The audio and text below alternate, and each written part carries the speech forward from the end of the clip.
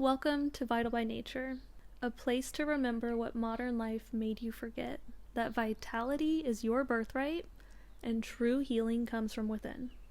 I'm Dr. Hailey, naturopathic doctor and mentor for humans reclaiming their autonomy, intuition, and innate healing power.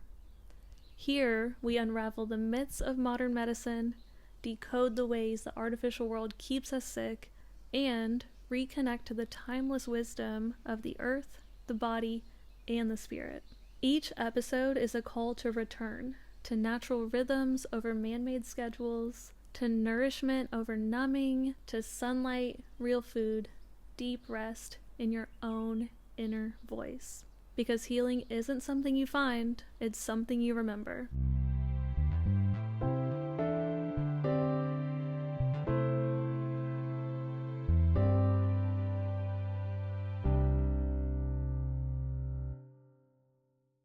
If we're going to discuss how the modern world is making us sick, we first need to look at the timeline of how we got here. From the industrial food revolution to lead in the water supply, how pharmaceuticals took over as the only quote-unquote real medicine, and why the hell we're sitting in boxes all day under artificial lights. Yeah, modern life is pretty good, but like most things, it comes at a cost. Now, I have to tell you all, I sat down to research and outline this one podcast episode and ended up with almost 200 pages of notes. So I don't think this is going to be one episode. In fact, it'll probably be broken into a series. So I'm just going to start talking and see how it goes. To start, it's important to note when it comes to medicine, what happened in the 20th century.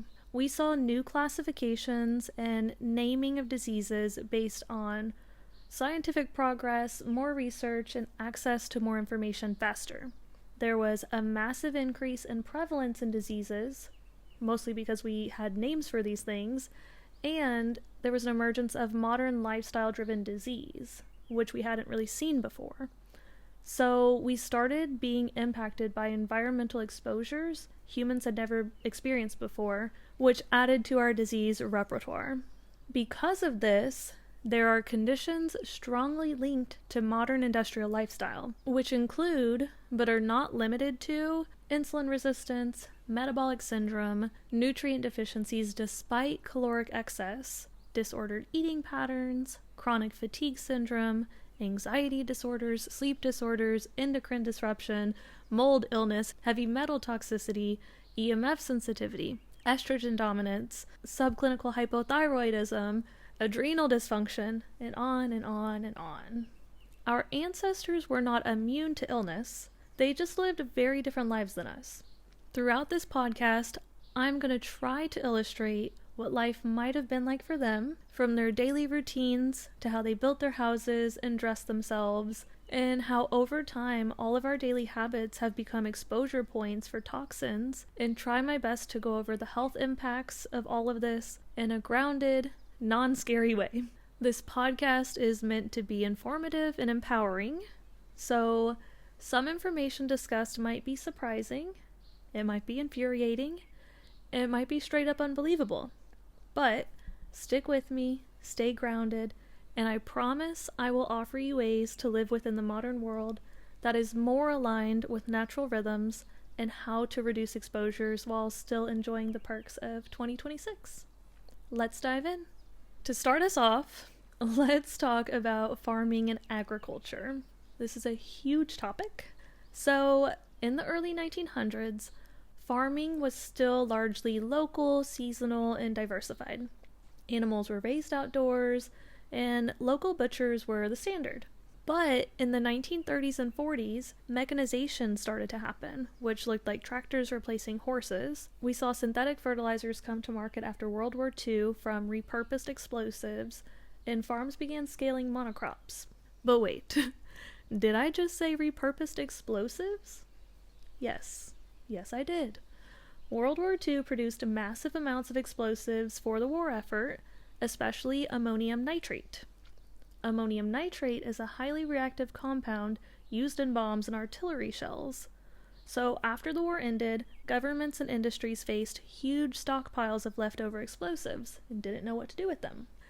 They needed to repurpose these materials for peacetime use. Cool. I love repurposing things and reducing waste. Totally up my alley. But what happened is scientists and chemical engineers realized ammonium nitrate is also a potent nitrogen fertilizer. And nitrogen is a limiting nutrient for plant growth. So by diluting and stabilizing the ammonium nitrate for agricultural use, the same compound that fueled explosives could now supercharge crop yields. This led to the widespread adoption of synthetic chemical-based fertilizers. After World War II, global populations and food demand were rising, so synthetic fertilizers allowed farmers to produce more crops per acre, rely less on animal manure and natural soil fertility, which we know where that has led, and reduce dependence on crop rotation and fallow periods. This fueled the Green Revolution, especially in the 1940s through the 1970s. But there were biological and environmental implications to this. So, first things first, soil health. Due to the over-reliance on synthetic nitrogen, the soil microbiome was depleted. Water systems were impacted because runoff leads to nitrogen pollution, algal blooms, and dead zones in rivers and oceans. There is human exposures. So some studies link nitrogen exposure in drinking water to blue baby syndrome and potential cancer risk. And we saw nutrient density go down. So crops grown in chemically fertilized soils often have lower micronutrient content compared to those grown in organic soils. So then, when did farms start using GMOs, glyphosate, and other chemicals in their food growing process? Well, the timeline of chemical inputs looks like this. The 1940s, we saw the synthetic fertilizers and pesticides come after World War II, and then in the 50s and 60s, we saw heavy pesticide use, which is kind of like the DDT era. And then in 1974, we saw glyphosate, which is Roundup, being introduced. So yeah, I said DDT and I said glyphosate. Let's go over those two. DDT is dichlorodiphenyl trichloroethylene, and it is a synthetic organochlorine pesticide. It was first widely used in the 1940s. It's extremely effective at killing insects, but it's fat soluble and it's persistent. So the half-life of DDT in the environment is about 2 to 15 years, and in the human body, 6 to 10 years, and it's stored in fat. DDT was popular because it was cheap and lasted a long time. But there are many health conditions linked to DDT exposure. So DDT is strongly associated with endocrine disruption, breast cancer, infertility, neurodevelopmental issues, immune dysfunction, and an increased risk of obesity and metabolic disease. And due to its half-life, it's been detected in human fat tissues decades later. So even though DDT was banned in the US in 1972, exposure continues through food chains and inherited body burden. And then we have our modern glyphosate. So glyphosate is an active ingredient in Roundup, which is a broad-spectrum herbicide, and it's used to kill weeds in conventional farming, especially on glyphosate-tolerant crops. From a clinical and epidemiological research perspective, a lot of people are concerned with the cancer risk here. The International Agency of Research on Cancer classified glyphosate as probably carcinogenic to humans, which is group 2A, based on studies of farmers and chemical applicators. But other agencies, like the EFSA and US EPA, concluded that evidence in humans is limited and glyphosate is unlikely to cause cancer at typical dietary exposures. We have some conflict here, you guys. What do we do? Personally, I err on the side of being conservative, but let's talk about the health concerns. So, in animal studies, it's suggested that glyphosate may alter the gut microbiome, impact liver and kidney function at high doses, and potentially act as an endocrine disruptor. Human clinical data on low-level exposure via food is limited, but it is growing, and some studies have found glyphosate in urine samples of the general population showing widespread but low-level exposure. So it's hard to say what the risk is based on the governing bodies, but we are seeing low-level exposure in people. So it can persist in soil for months, and it has been found to remain in water for up to 315 days. From a practical perspective, major foods where glyphosate is commonly found include grains like wheat, oats, and barley, corn, soybeans, legumes like chickpeas, lentils, and dry beans, processed foods like breakfast cereals, snack bars, crackers, things that contain wheat, corn, and soy, and some fruits and vegetables. So the takeaway here is glyphosate is not limited to weeds and fields. The residues can enter the food chain, and mostly via treated grains and legumes. Apparently, glyphosate exposure through food is low for most people, quote unquote, but like most things, cumulative exposure matters. Evidence suggests minimizing highly processed foods with conventional grains can reduce exposure, and organic foods do not use glyphosate, making them a practical dietary choice for reducing intake. I think that's good news for us. So, back to it, when did GMOs come on the scene? In 1994, we saw the first GMO crop approved, the Flavor Savor tomato. And in 1996, GMO soy and corn was introduced. Today, about 90% of U.S. corn, soy, cotton, and sugar beets are produced via genetically modified mechanisms. So what is GMO farming if most of our corn, soy, cotton is being produced this way?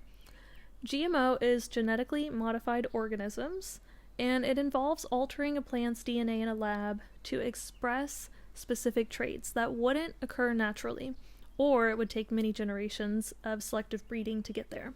So most commercial GMOs are modified to tolerate herbicides, resist pests, and increased yield or shelf life. These changes are permanent and they're passed down through seeds. The economic implications of GMO foods include farmer dependence and seed control. So, GMO seeds are patented. Farmers must buy new seeds every season, which goes against all of human nature. Like, it goes against how we've always done seeds, right? Seed saving is millennia-old practice, which is restricted or illegal with GMO seeds. This basically consolidates power among a few agrochemical corporations. There's also an increased need for chemical use. So herbicide-tolerant crops lead to dramatically higher glyphosate use. Weeds adapt, they become super weeds, and then we need stronger or multiple chemicals to quote-unquote fight them off. And then chemical costs over time rise. And then, of course, there's market consolidation. So small farms struggle to compete, industrial monoculture expands, and then there's a loss of regional food sovereignty. Most health concerns around GMOs are indirect via increased herbicide exposure, ultra-processed foods, and loss of nutrient density. But in general, I think all of these are concerns, right? In regard to our health, we can look at nutrient density and soil health, just like we did with the fertilizers, because GMO monoculture farming prioritizes yield, uniformity, and shelf life. These three things alone lead to reduced crop diversity, degraded soil microbiomes, and lower micronutrient content over time, which ties into quote-unquote hidden hunger, which means we're getting adequate calories but insufficient nutrients. And then there's the environmental implications, right, which are closely tied to our health because we are human animals of the natural world. So there's a loss of biodiversity, this harms pollinators, there's soil erosion and carbon loss and contamination of neighboring non-GMO and organic fields. So what do we do from a practical perspective?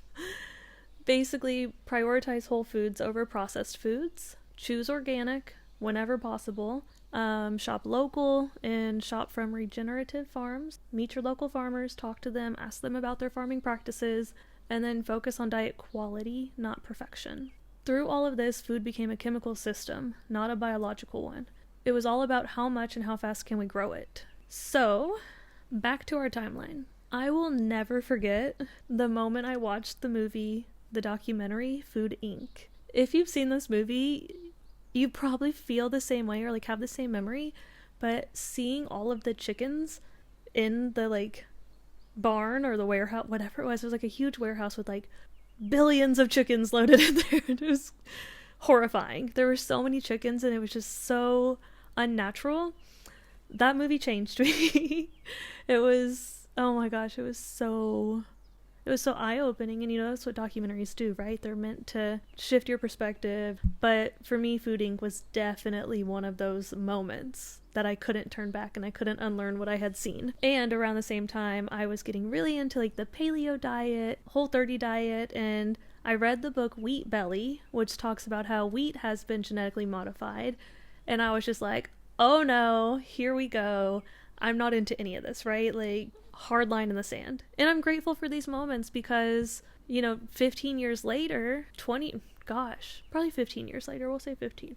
I'm the healthiest I've ever been. I feel incredible. I am so grateful and so nourished by the food that I do have and the farmers that I've met and the people I've connected with over real food. So it's been a real joy to get passionate about this stuff. So what is factory farming? Factory farming describes industrial, high-intensity livestock production designed for maximum output at minimal cost. It relies on high animal density, rapid growth, engineered environments, standardized feed, and extensive chemical and medical inputs. This system has replaced diversified, pasture-based agriculture over the last 70 to 80 years. So, how did factory farming come about? In the 1950s and 60s, we saw an emergence of mass mechanization of farms. There was a focus on efficiency and lower prices, and government policy started to support larger farms. This is when we saw CAFOs come about, which are concentrated animal feeding operations. In the 1970s and 80s, we saw industrial scaling, so this looked like feedlots instead of pastures. CAFOs became common, and there was an early adoption of growth hormones and antibiotics being used. This leads us to the 1990s to the present moment. So, as of today, about 99% of US meats come from factory farms, and the small and regional farms are shrinking faster and faster. So, as I dug into factory farming, I thought about those sad chickens from the Food Inc. documentary, and I wanted to look into more of the processing of each animal. So, chickens, beef, pork, and seafood. So, in regard to chickens, their natural diet, which if you haven't seen a chicken in the wild, they're so cute and they're just so weird with their tiny little heads and the way they just I don't know. Go hang out with some chickens. They're really cool.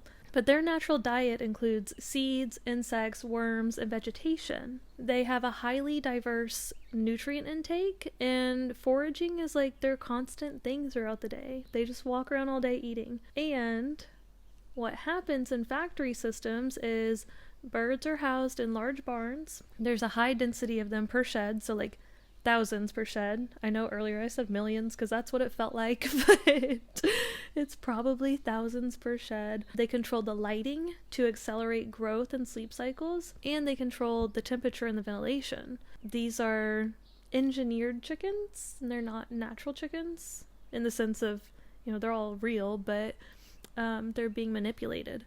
So in the factory system, they're fed grains, usually corn and soy, which if you remember from earlier is 90% GMO, and grain is cheap and energy dense. So why would they let the chickens walk around all day feeding themselves when they can feed them faster and accelerate their growth? Then you've got the use of antibiotics, which are used to prevent and treat disease in crowded conditions, which if we didn't crowd the chickens, then this wouldn't be necessary, and promote weight gain. So in recent years, as of 2017 and to current times, the FDA and industry has reduced the use of antibiotics for growth promotion, but they're still used for therapeutic use. And then in regard to growth hormones, so growth hormones are not approved for poultry in the US, but their genetics are selected for extremely rapid growth. So for a bird to reach market weight, it takes about 6 to 7 weeks, and a natural chicken takes 16 to 20 weeks. So 4 to 5 months. And then of course with all of this, there's nutrient implications for these factory farmed chickens. They have a higher omega-6 count from the grains. They have a lower omega-3 status. They have lower fat-soluble vitamins like A, D, and E, and K, and then less diverse bioactive compounds. So I'll talk about all of these later, but it's important, the ratio between omega-6 to omega-3s. And then next we have pork. So, I am from southern Indiana in Louisville, Kentucky, and there's a neighborhood in Louisville, Kentucky called Butchertown. It is indeed what you think it is. When you go over there, it smells like dead pigs. It is very sad. It is very disgusting, and it's an entire industry. It provides jobs for people, it provides food for people, etc., etc.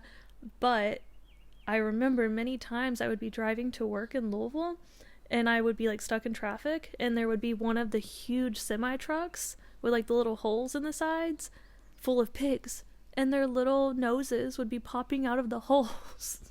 It was horrible. It was absolutely horrible, and I knew exactly where they were going. So that was an experience. But then I met a woman years later in Seattle, Washington at the farmer's market who has her own pork farm. She raises pigs and then she sells the meat, and she's vegan. So I was talking to her about this because I thought it was really fascinating that someone who practices veganism would also be in the pork industry, or, pork farming from a small scale. And she was like, you know what? People love bacon, people love pork, and I want to make sure they are given a good quality product and the animals are taken care of and they are loved. And for me, I was like, oh, that's the balance, right? Like, we can strike a balance between eating these things, because ancestrally we have always eaten these things, and still caring and tending for them without feeding into the mass production of them. So, she was very inspiring to me. I will never forget her, and I will never forget the pigs on the highway with their little noses coming out of the truck. So, what is the natural diet for a pig in the wild? They like roots, tubers, nuts, insects, and small animals, and they naturally forage, so their diet is nutrient rich. The pigs in the factory system are housed in confined buildings or pens. They are put in gestation crates, so they have restricted movement, and they're fed grain-based diets, corn and soy, again, and they're limited outdoor time. Antibiotics are used to prevent disease due to being in close quarters, and sometimes they're used for growth promotion historically. I'm not sure on the stats of all of that, but they have been used. And then pigs are basically bred for rapid muscle growth and feed efficiency, which leads to nutrient implications. So compared to the pasture-raised pork, the factory farm pork has higher omega-6s, lower omega-3s, and different micronutrient and fat composition. Next we have beef. So the natural diet of a cow is lots and lots of grass, roots, stems, shoots. They ruminate, and their digestion has evolved for fiber and roughage, and they basically do a continuous grazing motion.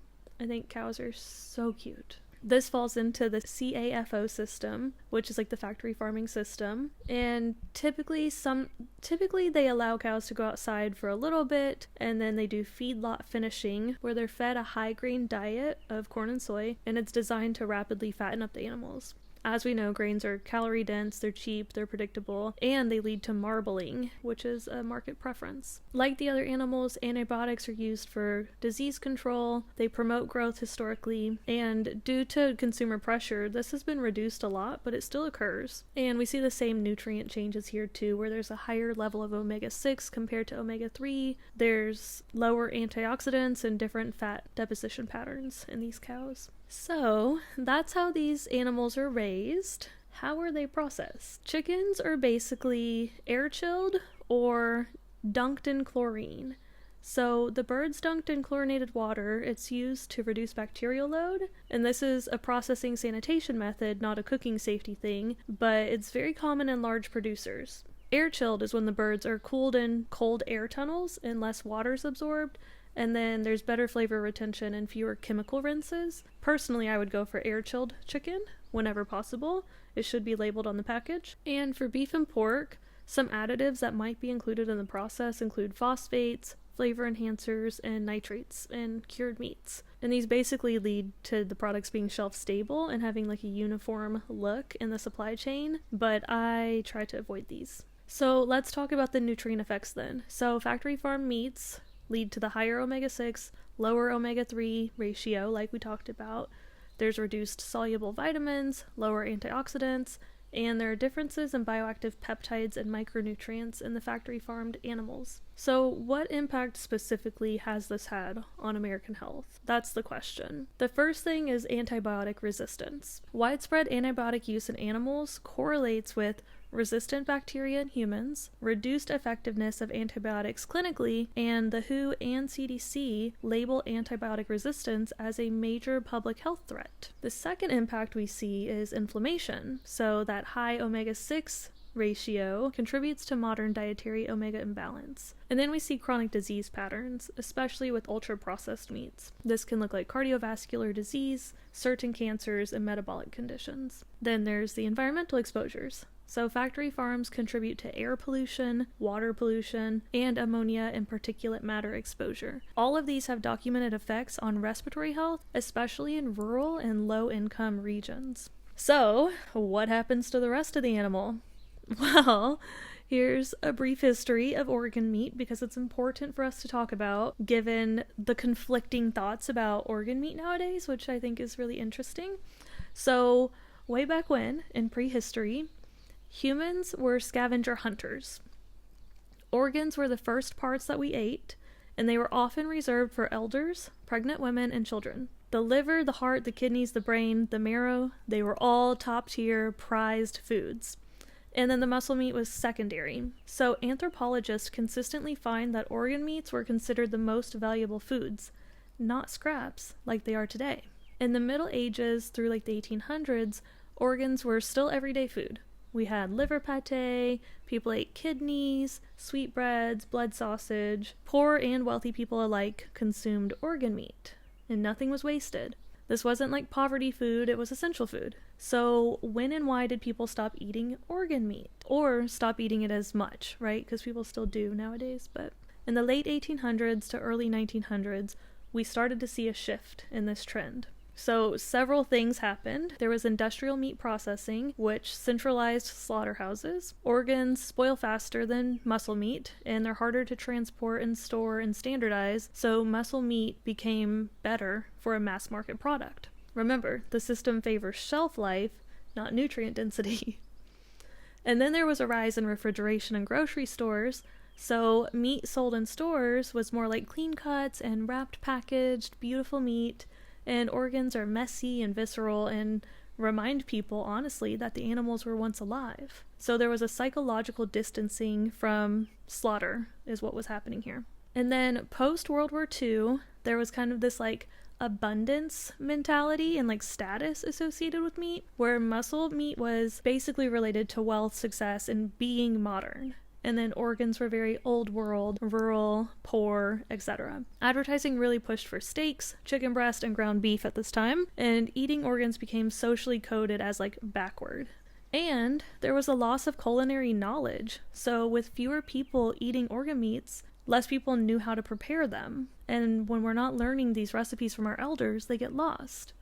And taste preference shifted toward mild, uniform flavors because muscle meat was so popular.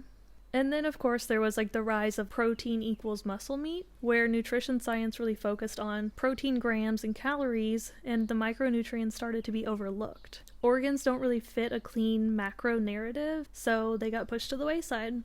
And liver has more nutrients per ounce than a steak, but that didn't sell well. It's estimated that approximately less than 5% of Americans consume organ meats regularly. Many have never tried them, and consumption is mostly in immigrant communities and traditional cuisines and small regenerative or ancestral health circles.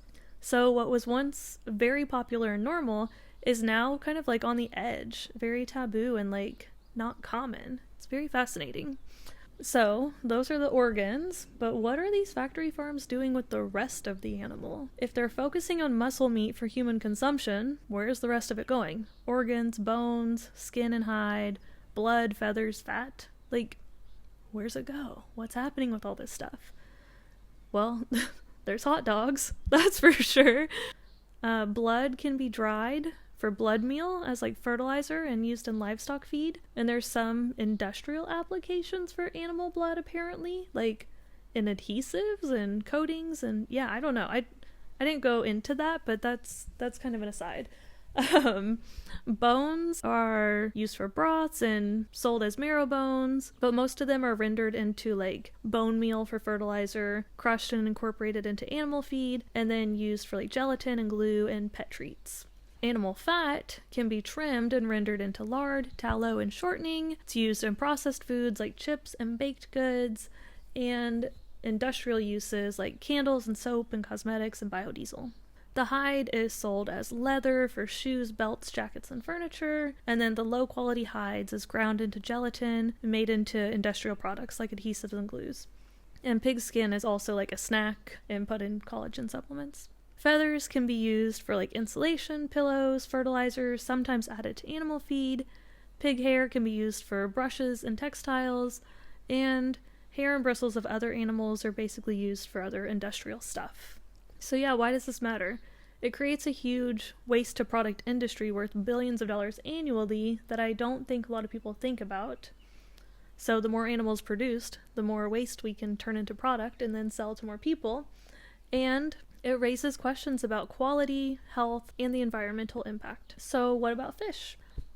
Before the 1800s, fishing was very local and seasonal. Humans fished in rivers, lakes, and coastal waters, using hand lines and nets and spears, and fish was eaten fresh, dried and salted or smoked locally. The supply was seasonal, regional, and limited, so you ate it when it was available where you lived. Fish was a wild protein, not a global commodity, until the 1800s, things started to change. We started seeing like ice harvesting and railroads, which allowed fish to travel further. Salting, curing, and canning expanded. In the mid-1800s, the first commercial fisheries emerged. So the fish markets expanded inland. In the early 1900s, industrial fishing began. We saw steam-powered fishing vessels, larger nets, and commercial canning become very popular for sardines and tuna. Fish became shelf-stable, exportable, and scalable at this time. And then in the 1940s through the 1960s, we really saw a turning point. So military technology was repurposed, again, using sonar to find fish, bigger ships to go on longer voyages, and putting freezers on boats. So flash freezing preserved fish at sea, and then overfishing started to accelerate. This is when fishing stopped being like harvesting and started becoming an extraction mission. In the 1970s and 1980s, globalization started to happen, and we saw factory fishing fleets. So fish started being shipped globally, and species depletion started to become obvious. And then through the 1990s to the present moment, farmed fish has surpassed wild fish for human consumption. Salmon, tilapia, shrimp, and catfish dominate the market, and fish has become a year-round, uniform, predictable product. We now eat fish from a global industrial protein system and not from our local rivers like we once did. So what's the concern with fish and heavy metals then? Basically, through industrial pollution, mercury gets into water and it's converted to methyl mercury. Methyl mercury bioaccumulates, and it's stored in the tissue, and it biomagnifies, so we see it higher up in the food chain. Small fish are eaten by bigger fish, and then bigger fish are eaten by humans. So the bigger, older, and more predatory the fish, likely the higher toxin load it has.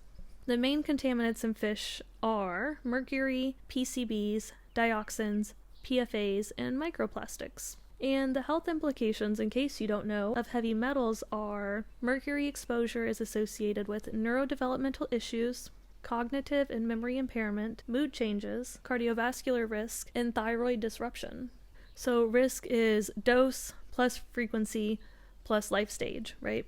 And just like we saw with our factory-farmed animals, factory-farmed fish also see a change in their nutrient status. So they're often given diets of corn, soy, canola oil, and like fish meal substitutes, which leads to reduced DHA and EPA, higher omega-6 fats again, and altered fat composition compared to wild fish, which we're eating fish for its healthy fats, so that sucks. So, in general, modern fish consumption has shifted from local seasonal harvesting to a global industrial system, which has increased availability, but it's also introduced concerns around toxins, altered nutrition, and farming practices. Choosing small, wild fish keeps the benefits while minimizing the risk. let's talk about dairy. So the evolution of the dairy industry is pretty interesting. Pre-1800s, we had traditional local dairy from cows, goats, sheep, and buffalo that were all milked by hand. The dairy was local, seasonal, and consumed fresh or it was fermented. So raw milk was consumed quickly. People made butter, yogurt, cheese, etc., and it didn't travel far, so you drank milk from the animals that you knew. In the 1800s, urbanization changed everything. So cities grew and people moved away from farms. Milk became harder to source fresh, and milk routes developed. So local dairies delivered milk daily, and there was no refrigeration yet, so milk spoiled quickly. And then high rates of milk-borne illness started to pop up in crowded cities. This is when milk safety became a public health concern and not necessarily a farming concern. In the late 1800s to the early 1900s, we saw pasteurization and industrialization. So in the 1860s, Louis Pasteur developed heat treatment principles. In the 1890s through 1920s, pasteurization was adopted to reduce disease, and large dairies expanded near cities. In the early to mid 1900s, machines started to replace hand milking. So in the early 1900s, the first mechanical milking machines came about, and then in the 1920s to 1940s, there was a widespread adoption. So this led to faster milking, fewer laborers, and larger herd sizes. The downsides were increased mastitis for the cows, the need for antibiotics, and a loss of human-animal connection. Post-World War II, in the 1940s through the 1960s, the factory dairy emerges. This is when refrigeration became universal, highways enabled long-distance transport, and dairy consolidated into CAFO-style operations, just like the cows that were farmed. So milk became homogenized, pasteurized, and standardized. And now it's a uniform commodity. In the 1980s till today, we see ultra-processing of dairy. So there's milk pulled from thousands of cows, they have a long shelf life, and flavor, fat, and microbes are removed and then selectively added back in, which doesn't really make sense in my opinion. Before all of this, people used to milk their own animals, got milk from their local farms, consumed milk the same day, and then turned their excesses into butter, cheese, and yogurt. The health concerns that we see with factory farm dairy is the antibiotic use, the hormonal load that they use. So conventional U.S. dairy may use synthetic growth hormones, which leads to higher IGF-1 levels, and as a fun fact, many countries ban this synthetic hormone. So that's milk, but let's talk about modern cheese now. So why are there additives in modern cheese? Modern cheese is engineered for shelf life, uniform texture, and rapid production. Common additives include emulsifiers, anti-caking agents, preservatives, and artificial coloring. Traditional cheeses needed milk, salt, cultures, and Rennet, nothing else. So how has this changed? Well, traditional Rennet is an enzyme from calf stomach lining. It's been used for thousands of years, and it's kind of seasonal and limited. And then you see the modern option, which is either microbial or GMO derived, and it's mass producible, cheaper, and allows for industrial scaling. This enzyme is economically necessary for modern cheese volume, but it's biologically different. So why are so many people sensitive to dairy then? The key reasons are loss of lactase over generations. Only 30 to 35% of humans globally retain lactase. Pasteurization alters proteins. Homogenation breaks fat globules and alters immune response to milk proteins. And A1 casein dominance is leaked to GI distress in some individuals. 100 years ago, there were lower reported intolerances, especially in dairy cultures. And today, about 65% of humans have some sort of lactose malabsorption issue. So what happened with raw milk, and why is it illegal? In the early 1900s, we saw an increase of tuberculosis outbreaks related to industrial urban milk production. The actual health risk, according to the CDC, says raw milk is associated with higher relative risk of foodborne illness, but the absolute risk remains low. So illness rates are far lower than with leafy greens, deli meats, and poultry. The risk depends on farm hygiene, animal health, and consumer education. And there are so many health benefits to traditional dairy. Raw milk and raw cheese contain lactase enzymes, beneficial microbes, and intact proteins that are often better tolerated. Raw cheese that's been aged over 60 days has a really strong safety record. And then we have the option of A2A2 dairy. So this is without any A1 casein, and it often improves bloating, stool consistency, and inflammation markers. Basically, the big picture takeaway is most dairy intolerance today isn't a failure of human biology, it's a mismatch between our digestive systems and an industrialized version of milk that no longer resembles the food humans evolved with. To bring it all together, industrial meat is designed for speed, cost, and efficiency, not biological optimization. Animals are fed grains and given antibiotics largely because of crowding and economics, not because biology demands it. These practices have shifted meat nutrient profiles, contributing to dietary imbalances, and processing practices reflect sanitation, industrial scale, and cost rather than traditional preparation. Factory farming reshaped the U.S. economy, livestock markets, and chronic disease patterns through food quality, antibiotic exposure, and environmental effects. So that's an overview of produce and meat, but what about the infamous seed oils that are all the rage that people talk about? In the late 1800s, seed oils, typically cottonseed oil, was used for machine lubrication, soap, and candles. Cottonseed oil was originally toxic waste. In the early 1900s, chemists learned to refine and deodorize oils, and they learned how to hydrogenate it, making them solid. This is what margarine is. And in 1911, Crisco launched, which was the first industrial seed oil shortening. By the 1940s to 1970s, seed oils were marketed as heart healthy, saturated fat was demonized, and there was a massive increase in consumption of seed oils. So one of the most common ones that we see is canola oil. Per capita, based on market data, the average per person consumption of canola oil in the US is roughly 26 pounds per person. In context, this is the cooking oil used at home, restaurants and food service use, food manufacturing like chips, crackers, and dressings. It doesn't mean that every person intentionally eats 26 pounds of canola oil. Much of this is embedded in packaging and pre-prepared ultra-processed food. So what is canola oil then, and why is it concerning? Canola oil comes from the rapeseed plant, and it's named canola from Canadian oil low acid. It was developed in Canada in the 1970s. And it's not a traditional food oil in human history. Original rapeseed oil was high in erucic acid linked to heart damage in animal studies. And it was used historically for industrial purposes like lamp oil and lubricants, not food. But plant breeders selectively bred rapeseed to contain very low erucic acid, and it became palatable and legally safe for human consumption. So why did they start making canola oil?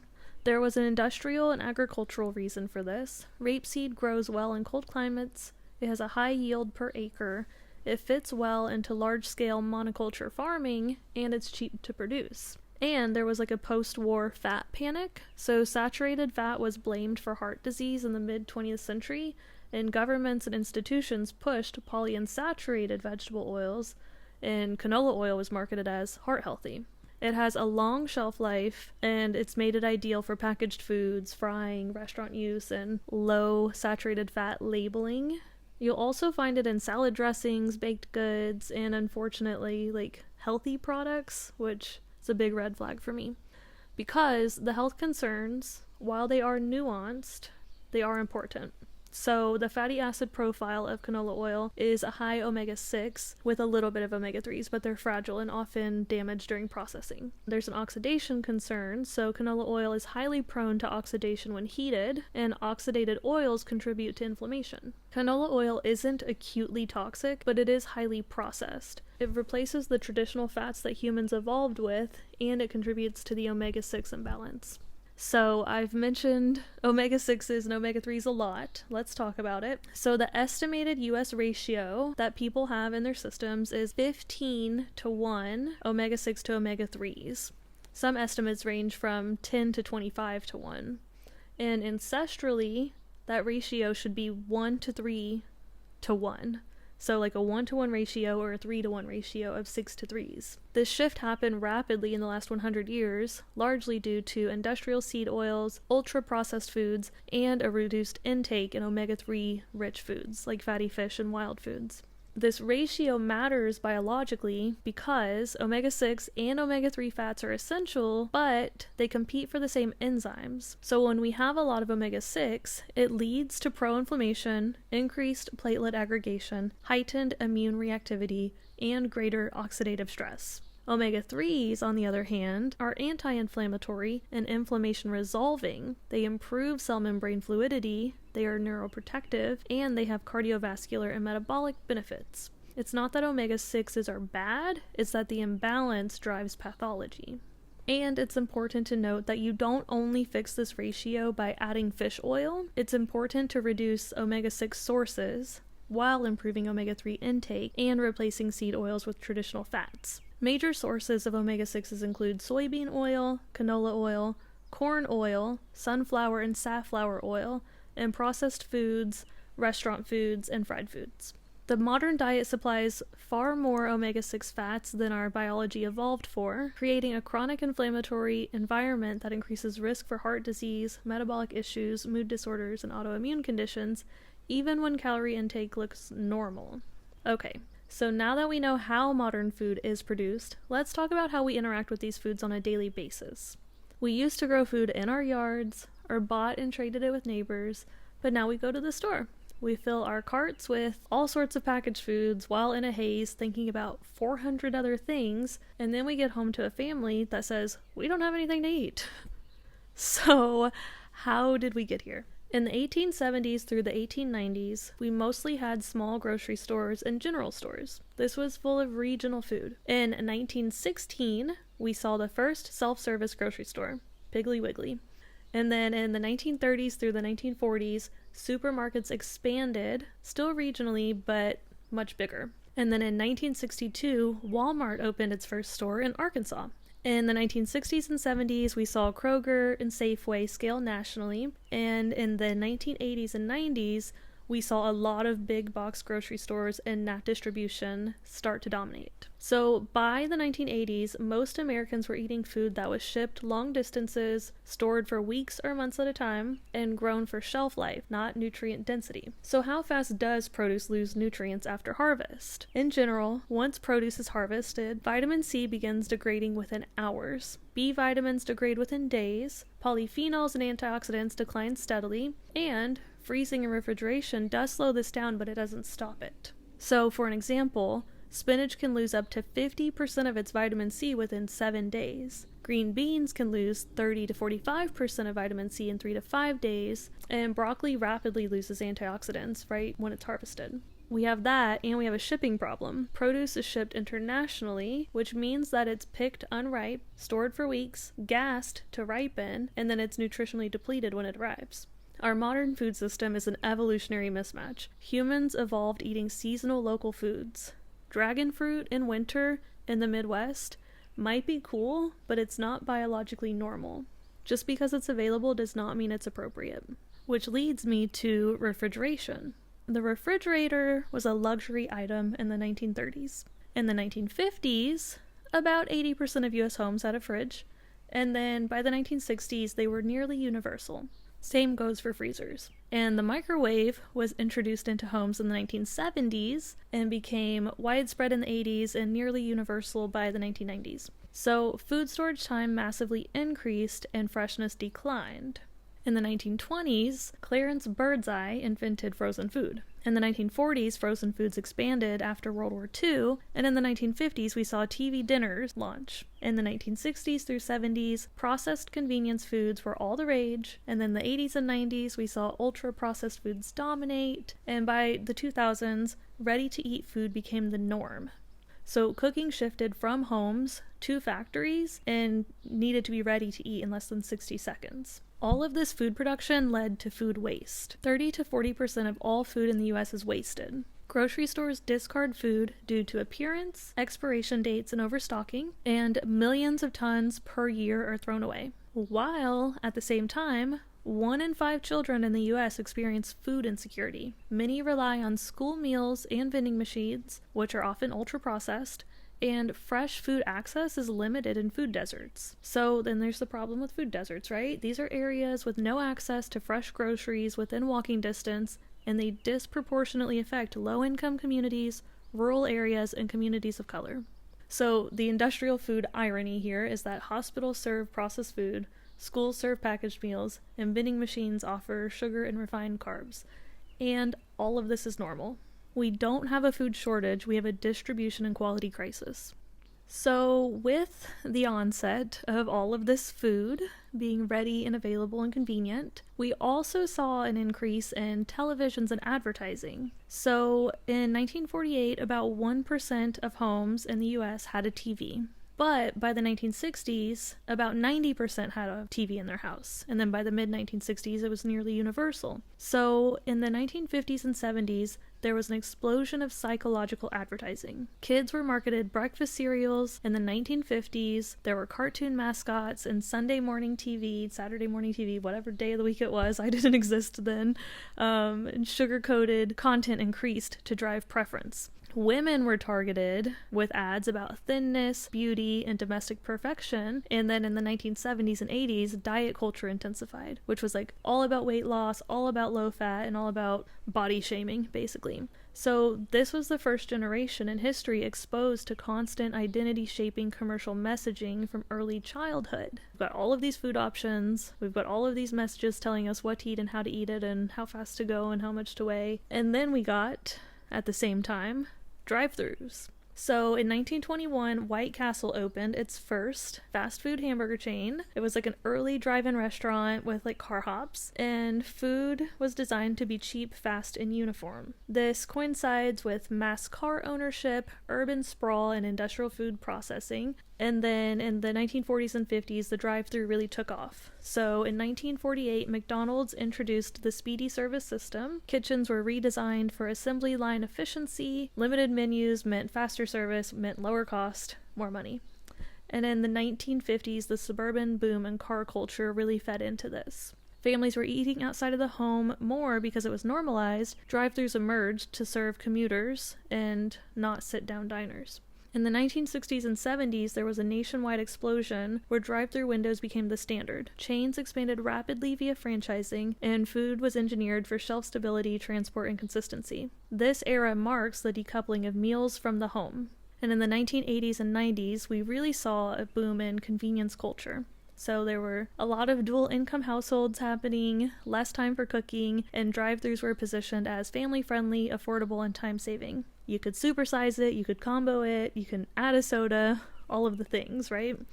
In the 2000s and 2010s, drive-thrus account for 60 to 70% of fast food sales. Food quality continued to decline as speed and margin dominated, and highly processed ingredients dominate all the menus.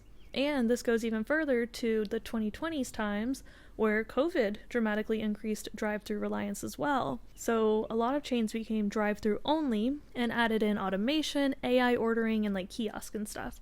So this minimized human interaction, making it even more impersonal. So the societal impact of all of this is car-centered living. Meals are built around driving, not walking or gathering, and it reinforces sedentary behavior. There's a loss of communal eating, so we're sharing fewer meals together. Eating has become isolated, distracted, and rushed.